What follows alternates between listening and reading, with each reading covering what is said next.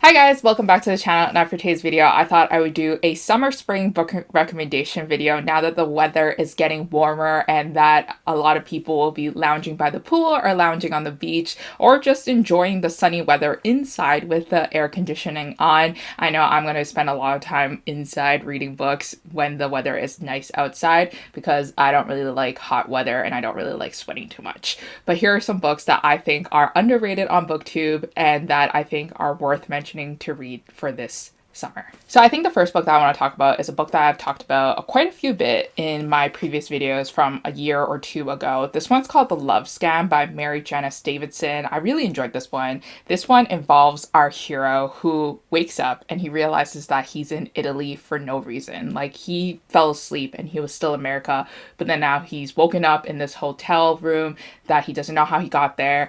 He lost his wallet, he lost his shoes, he's lost everything. He's very befuddled, he's very confused. He runs out of the hotel, just confused all along, and he has a killer headache and he doesn't know what happened. He ends up falling into one of the rivers and then he gets back out because our heroine saves him and pulls him out of the stinky river. And then it's there where he tries to piece together what has happened because our heroine claims that she knows him and that she actually has custody of his daughter that he never knew he had. And so they all work together to try to figure out like the mystery behind why he's in Italy, how he got there, is his daughter his real daughter, while also falling in love with our mysterious heroine who just showed up out of nowhere. So it was such a fun summer treat read. It's very adventurous, it's very funny, and it's really cute when we see all three characters kind of get to know each other a little bit more and grow closer together as a family. And the surprise twist in the end was pretty exciting too as well. So the next book that I have to recommend is this one that I read very recently that really made me want to travel to Scotland. So this book is called Ruby Spencer's Whiskey Year by Rochelle Billow, and this involves our heroine who is a chef.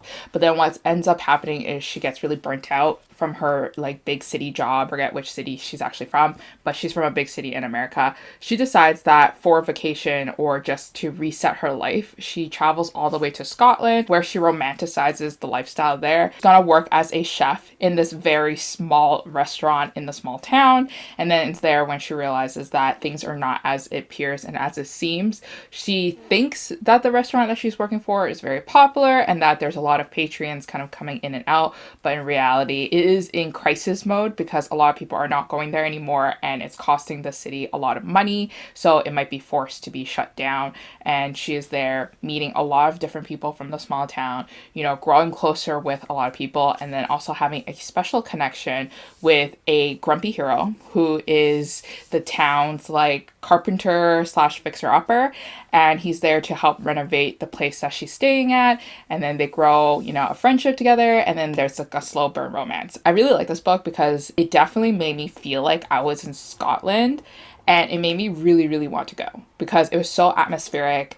And I loved how the author described a lot of different places in Scotland. So the next book that I would recommend you to read is this one called Off the Map by Trish Dollar. This one made me feel like I was going on vacation and sightseeing in different places. She is a wanderlust person and she travels place to place, and she travel blogs too, I believe, or she at least like just writes it down and she experiences life in different ways. So what ends up happening is that she is going on one of her trips again, but there's something kind of holding her back and making it not as happy as all her other trips that she's taking, and that's because one of her family members is ill at home and she feels extremely guilty that she's traveling all over the place and not being beside her family member at the time where the health is declining and she might not know like how much time she has with this person in her family anymore. But she is out there traveling because it's his one final wish for her to go find adventure, to go have fun, and to not worry about things at home. But she still feels like this like immense sense of guilt. Along the way in her travels, what ends up happening is that she meets our hero, who is very sweet, and they go on this like adventure together. But then like there was like this accident that takes place where they're kind of grounded for a couple of days, and then they fall deeper in love. But it's really realistic in a sense because we get to learn more of like the deeper emotions that she's struggling with, and then she ultimately has to decide whether or not she wants to go back home and leave him behind because they both live in different countries, or she's going to kind of pursue this like adventure that she has set out on. I really enjoyed it, and as all Trish Dollar books are, it was very emotional and it was fun at the same time. So the next book that I would recommend you to check out is this one called The Accidental Beauty Queen by Terry Wilson. I feel like that this book didn't really get as high ratings, and I could tell why, but then I also thought that this book was just kind of like brain candy, so that's why I still recommend it, and I still really enjoyed it. It involves our heroine who actually has a twin. They are similar in like, you know, appearances, but our heroine is a little bit softer around the edges, and then our other heroine's like sister is a lot taller and a lot thinner, and she participates in a lot of pageants. But what happens is that her sister gets an allergic reaction and she can't compete if she's not going to show up. So what she ends up doing is they kind of do like a twin switch, and she forces her bookish sister, who is our heroine, to go participate in the pageant for her.